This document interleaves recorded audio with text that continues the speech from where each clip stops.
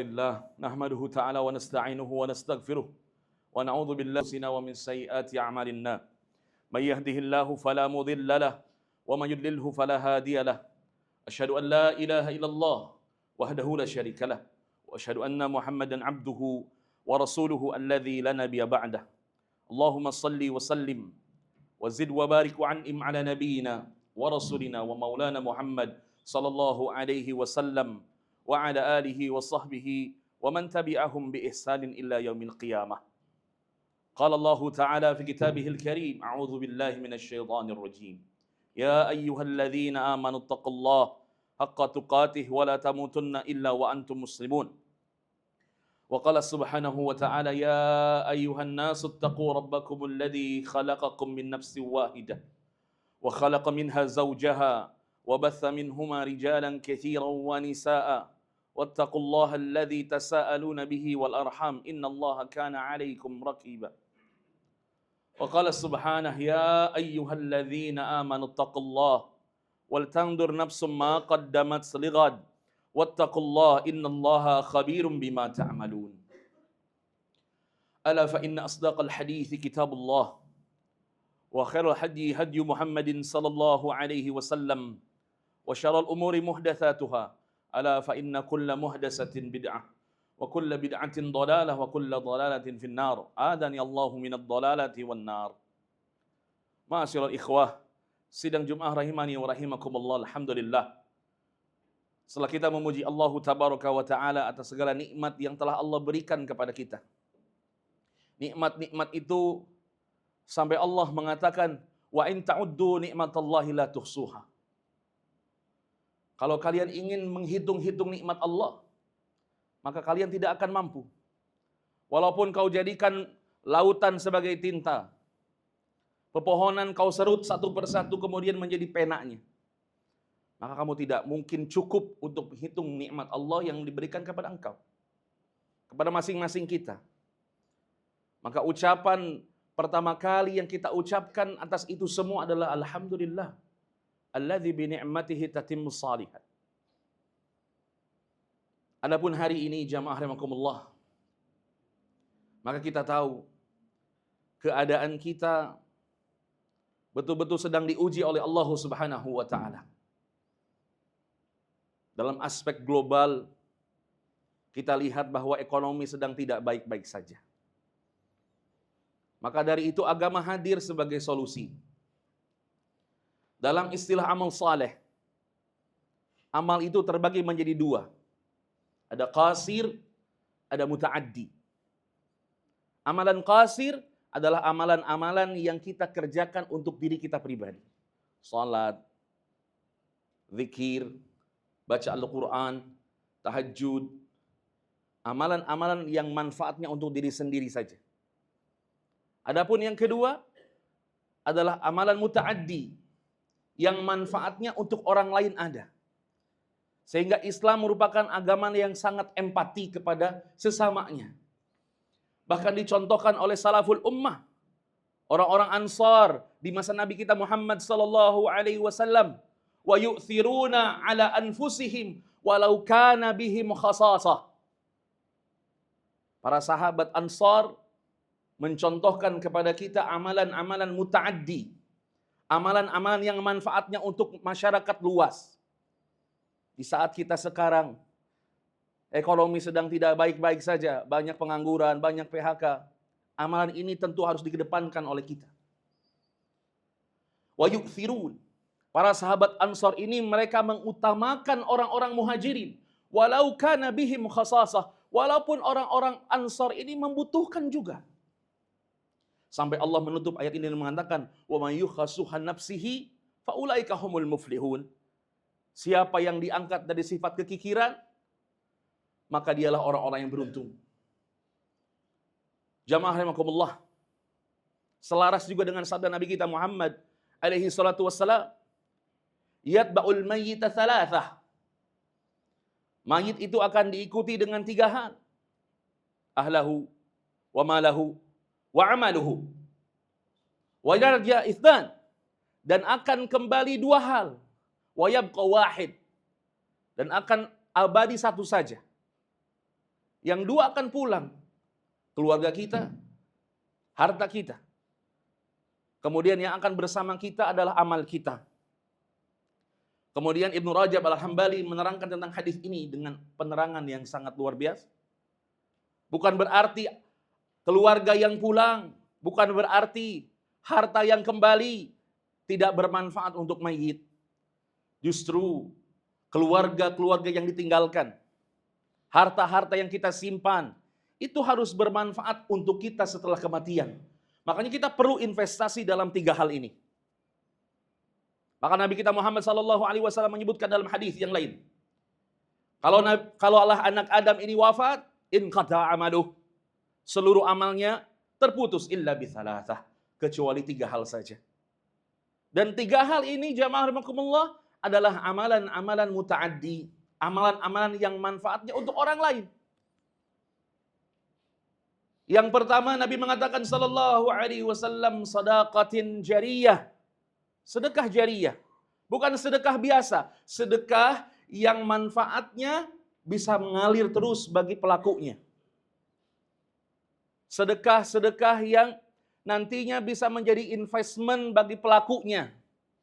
Yang dia titipkan kepada lembaga, kepada personal yang manfaatnya panjang sampai dia wafat. Bukan artinya kita tidak boleh memberikan kepada pengamen, kepada yang minta-minta, silahkan. Tetapi mulailah cerdas dalam bersedekah. Coba perhatikan, apakah ada di sekitar kita anak-anak yatim yang butuh biaya untuk sekolah, biaya buat seragam sekolah. Umar ibn Abdul Aziz pernah didatangi oleh DKM-nya Masjidil Haram. Umar bin Abdul Aziz, khalifah pada saat itu. Wahai khalifah, ini kiswah Ka'bah perlu diganti. Apa jawaban Umar bin Abdul Aziz rahimahullahu ta'ala? Apakah di sekitar Mekah ada orang-orang miskin yang membutuhkan makan, membutuhkan pakaian? Perhatikan dulu mereka. Ka'bah tidak akan menuntutmu di akhirat kalau kiswahnya tidak diganti. Tapi tetanggamu, saudara-saudaramu yang tidak mendapatkan perhatian dari engkau, mereka akan menuntut kita di akhirat. Jangan sampai kita kenyang, tetangga kita kelaparan. Perhatikan sekitar kita. Mulai kita aware dengan sekitar kita, jamaah rahimakumullah. Buka mata kita. Iya, setiap orang sekarang sedang dia untuk bagaimana bertahan diri, bertahan hidup, ngekip duitnya, dan seterusnya. Tapi perhatikan, para sahabat Ansor mencontohkan kepada kita, mereka memberikan apa yang mereka butuhkan padahal kepada sahabat-sahabat Muhajirin. Sampai kisah yang paling terkenal di antara kisah-kisah para sahabat adalah kisahnya Abdurrahman bin Auf. Tatkala semua orang sahabat membutuhkan, dia datangkan Abdurrahman bin Auf dengan Sa'ad bin Rabi. Sa'ad bilang ke Abdurrahman bin Auf, kalau kau ingin kebun saya sepenggal setengah-setengah dengan Anda. Kalau kamu mau nikah, saya punya 2 istri, saya berikan 1 buat Anda. Iktharnya para sahabat. Bahkan kisah Ikrimah ibn Abi Jahal di sebuah perang. Tatkala dia meminta air saat sakaratul maut. Dia minta air haus. Kemudian di kejauhan mendengar ada yang meminta lagi, saya haus, saya haus. Kata orang ini, berikan sama dia. Kemudian orang yang kedua didatangi air. Kemudian kata orang yang kedua, saya mendengar orang yang haus lagi, berikan ke dia. Kemudian yang membawa air ini datang ke orang yang ketiga, ternyata sudah wafat. Balik ke orang kedua, sudah syahid. Balik yang pertama, apalagi? Sampai seperti itu iktharnya para sahabat as-salaful ummah, jamaah rahimakumullah. Maka manfaat, kata Ibnu Rajab, manfaat harta kita jangan sampai bermanfaat untuk diri kita pribadi. Gak terlarang kita beli mobil baru, motor baru, tidak terlarang selama manfaatnya terpakai. Tapi apakah kita bisa melihat, jeli melihat, ada orang-orang di luar sana yang sedang membutuhkan investment dari kita. Ada anak yang hari ini mungkin gak sekolah karena gak punya biaya. Ada seorang janda yang sekarang kelaparan dengan anak-anak yatimnya. Buka mata kita. Jadikan harta kita ini sebagai investasi terbaik. Yang bisa mengalirkan amal-amal soleh tatkala kita butuh amal soleh. Jamaah rahimakumullah, amalan muta'adi ini begitu dicintai. Sampai Nabi kita mengatakan sallallahu alaihi wasallam, ahabun nasi ilallahi anfa'uhum linnas. Orang yang paling dicintai oleh Allah Subhanahu wa taala adalah orang yang paling bermanfaat untuk manusia yang lain. Wa ahabbu a'mali 'alallahi, dan amal yang paling dicintai oleh Allah Subhanahu wa taala, sururun tudkhilu 'alal muslimin. Kebahagiaan yang dimasukkan ke hati kaum muslimin. Apakah sikap kita sudah seperti itu? Memasukkan kebahagiaan kepada hati kaum muslimin. Sampai Nabi mengatakan sallallahu alaihi wasallam, apa itu maksudnya mengangkat kebahagiaan, memasukkan kebahagiaan kepada kaum muslimin? Kata Nabi sallallahu alaihi wasallam, mengangkat kesusahannya, menyelesaikan hutangnya, kemudian memberikan makanan tatkala dia lapar. Kemudian Nabi mengatakan sallallahu alaihi wasallam, ini merupakan betul-betul amalan yang paling dicintai oleh Nabi kita Muhammad sallallahu alaihi wasallam. Menemani perjalanan saudaranya, kata Nabi sallallahu alaihi wasallam. Menemani perjalanan saudaranya lebih aku cintai dibandingkan i'tikaf di masjidku ini selama 1 bulan. Kebayang? Kalau kita Jumatan di Masjid Nabawi, artinya pahala Jumatnya dikali 1000 kali. Kalau kita i'tikaf di Masjid Nabawi berarti 5 kali sholat. 5.000 kali 30. Luar biasa banyak pahalanya. Tetapi lebih dicintai orang yang menemani perjalanan temannya. Lebih dicintai oleh Nabi kita Muhammad sallallahu alaihi wasallam. Maka jamaah rahimakumullah, manfaatkan harta-harta yang kita tidak akan bawa kepada liang kubur kita untuk investasi akhirat kita.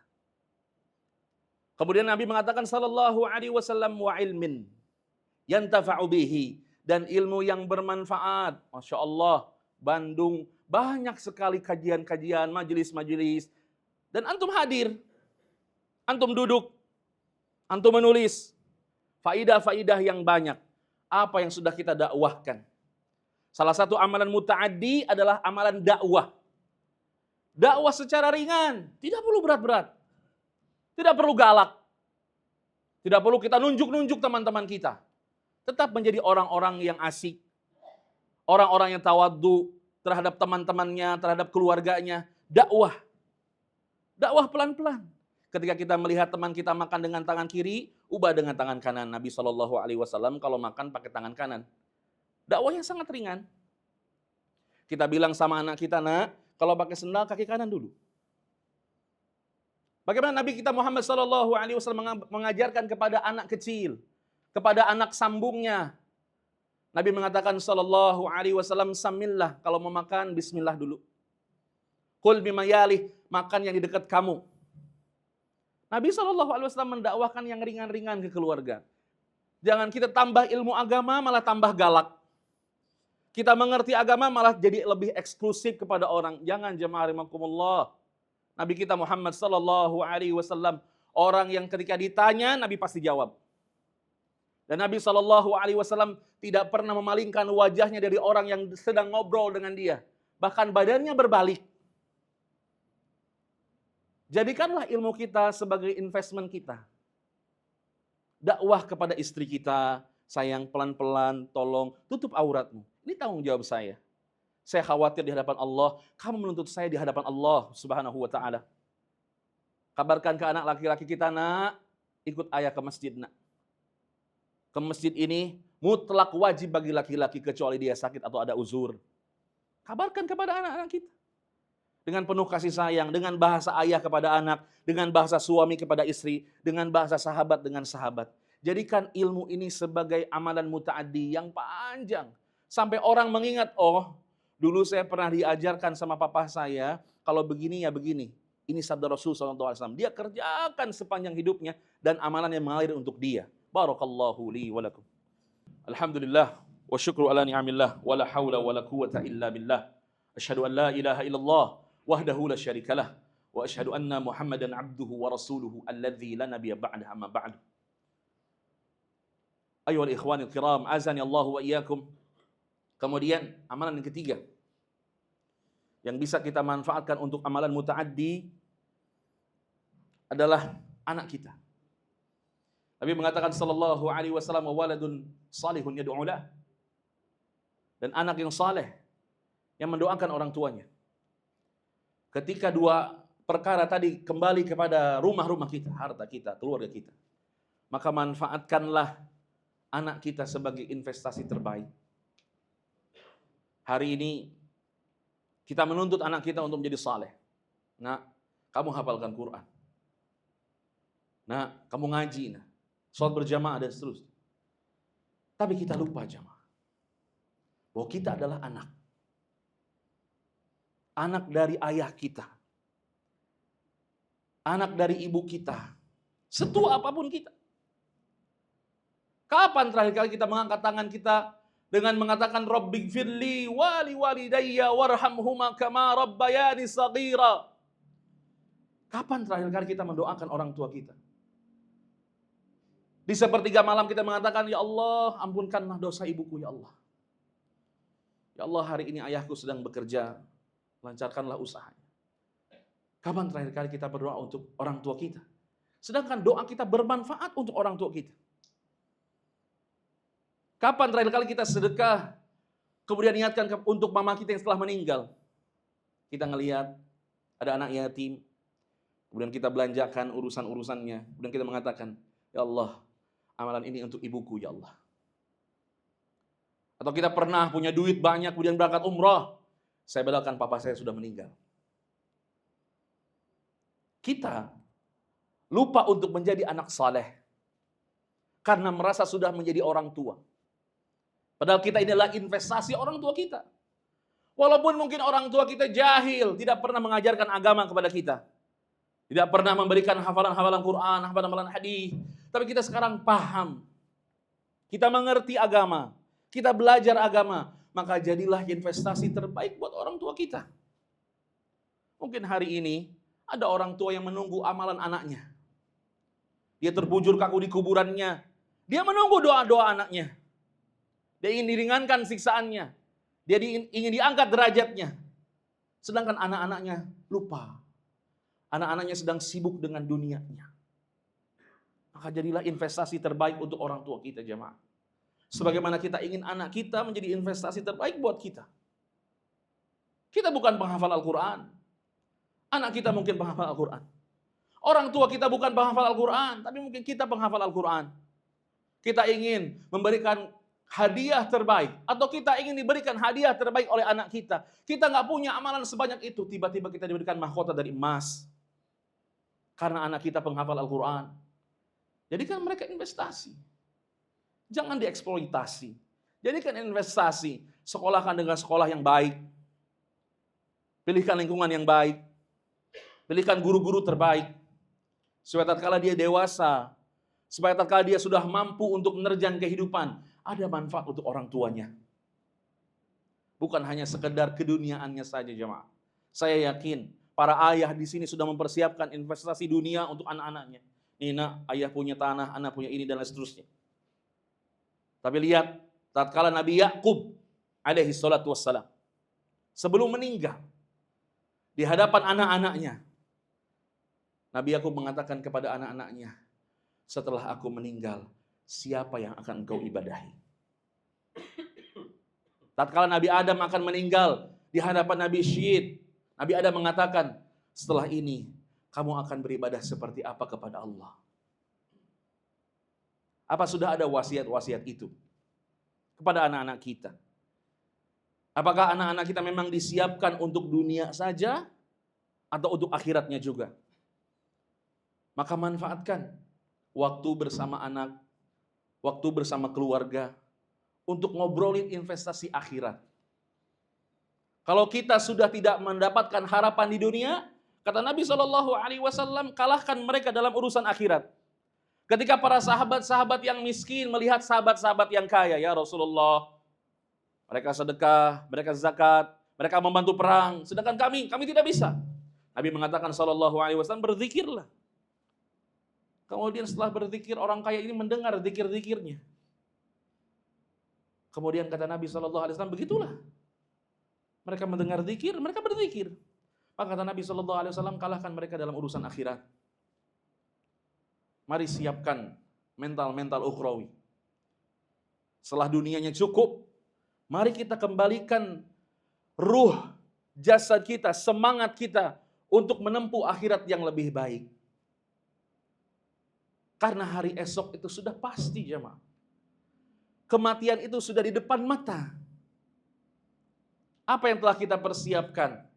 Apa yang sudah kita investasikan untuk akhirat? Jangan sampai tatkala kita bertemu dengan Allah Subhanahu wa taala justru amalan-amalannya kosong. Justru investasinya tidak dilaksanakan. Maka mumpung hayat masih di kandung badan, Allah memberikan kesempatan baik, mungkin lewat kajian ini, khutbah ini, jamaah rahimakumullah tercerahkan, terbuka wawasannya untuk berpikir akhirat 2 kali lebih banyak dibandingkan dunia kita, maka kerjakanlah. Mulailah dari hal-hal terkecil. Mulailah dari hal-hal yang kita sukai.